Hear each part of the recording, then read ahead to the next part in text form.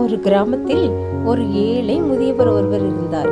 அவர் தினமும் தண்ணீர் சுமந்து வந்து தனது கிராமத்து மக்களுக்கு உதவி புரிவார். தண்ணீர் எடுப்பதற்காக அவரிடம் 2 மண்பானைகள் இருந்தன. அவை சாதாரணமான மண்பானைகள் அல்ல, முகங்களுடன் கூடிய பேசக்கூடிய மண்பானைகள். அவர் அக்குடங்கள் 2ஐயும் ஒரு நீண்ட கொம்பில் 2 முனைகளிலும் கட்டி தனது தோளில் சுமந்து செல்வார். இடப்புறம் இருக்கும் குடம் வலுவாகவும் சிரிக்கும் முகத்துடன் அழகாகவும் இருந்தது.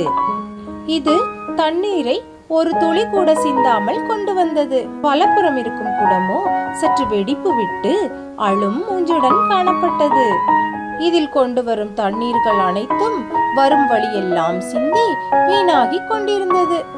அந்த அழுமூஞ்சி குடமோ தினமும் கவலையுடன் காணப்பட்டது. நான் கசிந்து கொண்டு வருவதால் எனது மதிப்பு குறைந்து விட்டது. எனது பக்கத்தில் இருப்பவனோ முழுமையாக இருக்கிறான் என்று எண்ணியது.